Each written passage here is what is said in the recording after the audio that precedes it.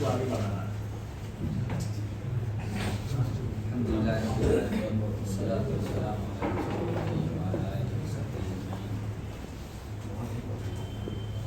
محترم حاضرین، اسے 1.5 ماہ میں مسلسل کئی ایسے حادثے ہوئے جن میں بعض کا تعلق آپ سے نہیں ہے، جن میں زیادہ تعلق ظاہر واقف نہیں ہوں گے، جو رحمان صاحب واقف ہوں گے، لیکن میرے لیے ذاتی طور پر بڑا سخت حادثہ تھا۔ اس کے علاوہ ایک حادثہ بڑا میرے لیے بھی تھا، اور آپ حضرات نے تعزیتی میٹنگ بھی رکھی، لیکن میری بدقسمتی تھی، مجھے معلوم نہ ہو سکا۔ وہ میرے استاد مولانا عبدالعلیم اصلاحی صاحب کے انتقال کا، انہوں نے درجہ ہفتہ عربی میں مجھے پڑھایا تھا، اس کے بعد بھی ان سے تعلق برابر مولانا نظام الدین اصلاحی صاحب خدائے رحمہ ہم کے استاد نہیں تھے، اور مدرسہ اسلام کے زمانے میں نہیں تھے، اس سے پہلے وہ رخصت ہو چکے تھے، لیکن ان کے انتقال سے کچھ ہی دنوں پہلے میں ان کی خدمت میں ان کے گاؤں عیادت کے لیے گیا ہوا تھا، تفصیلی ملاقات بھی ان سے ہوئی تھی۔ جب وہ اسپتال میں داخل تھے اس وقت بھی میرا ان سے رابطہ ابھی ڈاکٹر نجات اللہ صدیقی صاحب کا انتقال ہوا، ان کے بارے میں ایک بات میں جب ہمارے عزیز نے کہا کہ انہوں نے مدرسہ الاسلام میں تعلیم حاصل کی تھی، انہوں نے مدرسہ الاسلام میں تعلیم نہیں حاصل کی، بلکہ وہ رامپور کی اسلامی درسگاہ جو جماعت اسلامی کی تھی اس میں انہوں نے پڑھا تھا، اور اس کے بعد جب وہاں سے فارغ ہوئے ڈاکٹر نجات اللہ صدیقی، ڈاکٹر فضل الرحمان قریبی، ڈاکٹر عبدالحق انصاری اور ڈاکٹر حمید اللہ صاحب جو انگریزی کے استاد تھے، بعد میں علی گڑھ میں ہوئے، ان لوگوں کو جماعت نے مدرسۃ الفدار بھیجا تھا کہ وہ ہمارے نانا سے قرآن مجید پڑھیں، تو انہوں نے الگ سے وہ نانا کے ساتھ بیٹھتے تھے اور قرآن مجید سے اس طرح تو وہ پڑھایا بھی نہیں انہوں نے، نہ ان سے پڑھا، لیکن یہ کہ وہ ظاہر وہ بڑے تھے اور یہ لوگ جو یہاں سے گئے تھے تو ظاہر پڑھ کے گئے تھے، اور تو انہوں نے استفادہ کیا۔ تو مدرسہ الاصلاح سے یہ ان کا تعلق ہے کہ یہ مدرسہ الاصلاح پر وہ کچھ دنوں رہے، ان کا قیام رہا اور انہوں نے ان سے استفادہ کیا۔ مولانا فراہی کے مصورات بھی نانا نے ان کو دیے اور انہوں نے مطالعہ کیا۔ ڈاکٹر عبدالحق انصاری صاحب نے مجھ سے خود بتایا، اور ڈاکٹر نجات اللہ صدیقی صاحب سے میرا یعنی برابر تعلق رہا۔ علی گڑھ میں بھی ان سے تعلق تھا، وہ جب جدے میں رہے اور میں مدینہ منورہ میں تھا، تو وہ جب بھی مدینہ منورہ تشریف لاتے تو ان کا یہ معمول تھا کہ وہ فون ضرور کرتے تھے، اور ان کی ایک ان کی ایک انگریزی کتاب کا ایک صاحب نے عربی میں ترجمہ کیا تھا، تو وہ انہوں نے مجھے اپنی یونیورسٹی سے نظر ثانی کے لیے بھیجا تھا۔ تو لیکن تو یہ تعلق میں نے ذرا سا وضاحت کر مولانا اختر حسن عیسائی، لیکن یہ جو حادثہ ہوا ابھی جو یہ حادثہ ہوا وہ ایسا دردناک ہوا کہ اس کا تو ایسا سخت صدمہ ہوا ہم سب لوگوں کو، سب لوگوں کو۔ بس اللہ تعالیٰ کی مشیت تقدیر یہی تھی، موت تو آنی ہے، ایسی آئی۔ اس میں ایک تسلی کا تھوڑا سا پہلو یہ ہے کہ اس طرح کی جو موت ہوتی ہے اسے رسول اللہ صلی اللہ علیہ وسلم نے اسے شہادت کی قسموں میں شمار کیا ہے۔ رسول اللہ نے بتایا کہ جو موتیں، جن موتوں کو شہادت کہتے ہیں، وہ ایک شہادت فی سبیل اللہ، وہ تو ایک الگ اصطلاح ہے، لیکن اس کے علاوہ کوئی ٹکرا جائے، کسی کے اوپر دیوار گر جائے، گھر گر جائے، دیوار گر جائے، یہ جو موتیں اس طرح کی ہوتی ہیں، ڈوب جائے، اس طرح کی موتوں کو شہادت کا درجہ رسول اللہ صلی اللہ علیہ وسلم نے دیا ہے۔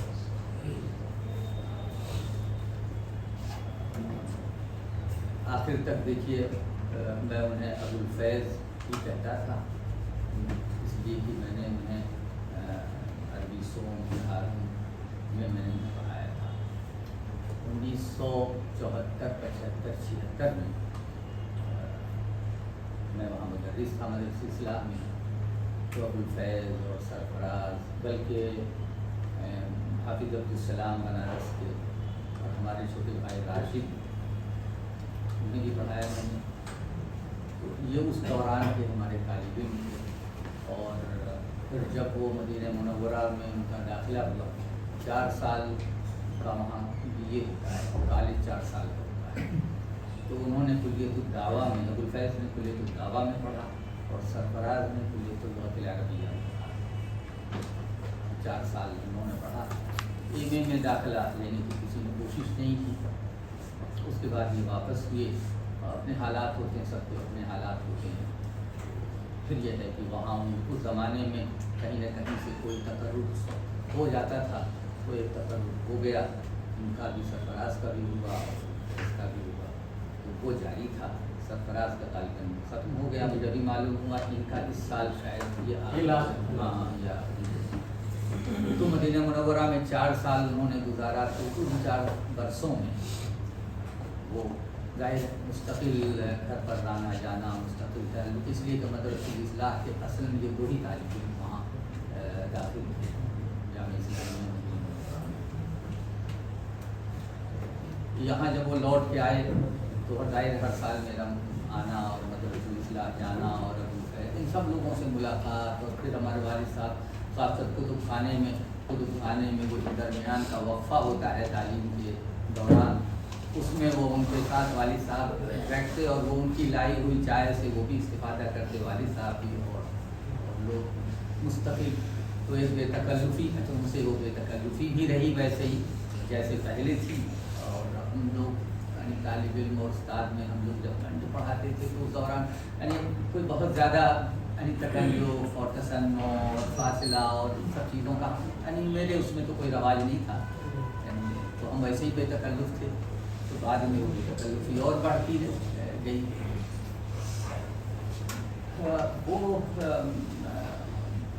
वो जो उनके साथ जो खुर्शीद साहब का इंतकाल हुआ, तो ज़ाहिर मैं एक ही बार मेरी उनसे मुलाकात हुई। वो हमारे उस्ताद कादिर यानी उनके वालिद मास्टर अय्यूब साहब ने मकतब में हम लोगों को खुलफ़ाए राशिदीन पढ़ाया था। वो उस वक्त उस्ताद थे, जमात इस्लामी के वो रुकन थे उस वक्त मास्टर अय्यूब साहब। बाद में उन्होंने मदरसा इस्लाह से खुद ही छोड़ दिया था। फिर वो होम्योपैथिक की प्रैक्टिस करते थे खुदापुर में। उनके छोटे भाई डॉक्टर शमीम साहब जो संजरपुर मदद करते हैं, वो भी इस्लाही थे। मुझे ये नहीं याद, ज़ाहिर उनके सीनियर थे, ये मालूम कि वो कब वहाँ फारिग हुए या नहीं फारिग हुए थे, लेकिन उनके सीनियर थे। और माशाअल्लाह बहुत ही पुरलुत्फ़ मास्टर अय्यूब साहब जो हमारे उस्ताद थे, इनके वालिद वो खुद भी बहुत बदलसन जो बड़े लतीफ़ मिजाज के थे। हाँ, शमीम साहब भी बिल्कुल। शमीम साहब में तो और भी ज़रा सा नफासत, शमीम साहब में जो नफासत और थोड़ा सा नस्ताल्जिकी है, वो मास्टर अय्यूब साहब में वो नस्ताल्जिकी तो नहीं थी, लेकिन एक ही बड़े खुश मिजाज। और हर रोज़ जब वो आते तो हमारे वालिद को, तो हम नाम थे दोनों, तो हमारे वालिद से मिलते और एक कोई लतीफ़ा, अच्छा सा वो लतीफ़ा सुनाते। तो एक रोज़ उन्होंने सुनाया कि मैं साहब हमारे वालिद से कहा कि मोई साहब मैं हैरान था, मैं उसी रास्ते से आता हूँ, एक शिया मिलते हैं और वो मुझसे खैरियत पूछते हैं और कहते हैं मिजाज शरीफ। अब मैं कोई जवाब दे नहीं पाता, जवाब देता हूँ। मैंने सोचा कि एक रोज़ मैं खुद पेशकदमी करूँ और उनसे कह दूँ मिजाज शरीफ। तो आज मैंने उनसे जब कहा मिजाज शरीफ तो उन्होंने कहा दुआए लतीफ़। ये जवाब तो मुझसे कभी न बन पाता है। अच्छा, लेकिन मास्टर अय्यूब साहब ज़ाहिर मकतब के बाद जब हम दरसगाह पहुँचे उस वक्त उन्होंने छोड़ दिया। उनसे रब्त तो रहा लेकिन उनके बच्चों से कोई वाकफियत नहीं थी। और ये खुर्शीद साहब साहब तो ये भिवंडी में सुना है रहते थे, और एक बार वो जो मदरसुल इस्लाह के अभी कुछ दिनों पहले जो एक कॉन्फ्रेंस हुई उसमें उनसे मुलाकात, तो उनसे तो इतने ही ताल्लुक़ रहा और इतने ही कि वो हमारे उस्ताद के बेटे थे, इससे ज़्यादा कुछ अगरचे बाद में मालूम हुआ कि हमारे बाद अजीज़ों के अजीज़ भी थे भिवंडी में। लेकिन अब्दुल फैज़ का वो जो आप लोगों ने तो माशाअल्लाह आप लोगों का जो चूँकि आप लोग उनके शागिर्द रहे, तो ये जो तजर्बे, ये हम तजर्बे पहली बार ज़ाहिर है ये सुन रहे हैं हम, हमारे लिए सब बातें नहीं हैं ज़ाहिर है। उनके मिजाज की यानी उनकी खूबी और बेतकल्लुफ़ी और वो जो आपने थोड़ी सी सख्ती जो बताई, वो सबसे तो वाकिफ़ हल्के हल्के अंदाज से तो वाकिफ़ थे, लेकिन ये आप लोगों ने बड़े अच्छे तजर्बे, ख़ासतौर पर आप में से किसी ने तो बड़े बहुत ही अच्छा वाक़या सुनाया, जो किसी तालिब इल्म के हवाले से सुनाया, तो हाँ वो तो बहुत ही मौसर वाक़या है। मौत ऐसी पूछ के आती है, किस वक्त आती है, कैसे आती है, कब आती है, उस पर आदमी को तैयार रहना चाहिए। कौन तैयार रहता है? तौबा ने आपने कभी जहरत तबील अरब में तौबा का जो खुतबा पढ़ा होगा, उसमें उन्होंने वो फरमाया कि ऐसा लगता है कि जैसे मौत तो दूसरों को आनी है, हमें तो आनी नहीं है। और एक मरने वाले को रुखसत करके आते हैं, और उसके बाद फिर वही हाल हो जाता है, वही गफलत तारी होती है। वो जो मौत से जो तअस्सुर पैदा होता है, और उस वक्त जो मौत का खौफ कह लीजिए जो है, वो देर पार रहता नहीं है। और है कि अगर वो देर पार रहे तो फिर दुनिया का कौन सा काम आदमी कर सकेगा। ये तो अल्लाह ताला यानी अल्लाह ताला की मसलहत है कि वो ये तअस्सुर बहुत देर तक नहीं रहता। अगर मौत का खौफ हो जाए और तारी हो जाए आदमी पर, तो कुछ भी नहीं कर सकते। उसके दोनों होते हैं, यानी दोनों असर होते हैं। बाद लोगों पर ये होता है कि साहब मरना है तो जल्दी जल्दी काम कर डालो। एक दूसरा तअस्सुर होता है मरना है तो फिर क्या करना है। ये दोनों होते हैं और दोनों मुतज़ाद असर हैं। बहरहाल अल्लाह ताला से दुआ कीजिए कि अल्लाह ताला उनकी बाल बाल मग़फ़िरत फरमाए, उनकी कोताहियों और लग़ज़िशों से दर फरमाए और अपने दीवारे रहमत में जगह दे। उनके पसमादगान जो पसमादगान हैं, जो लोग उनकी मदद कर सकते हैं मदद करें, और अल्लाह ताला उन्हें सब्र सुकून की दौलत से नवाजे।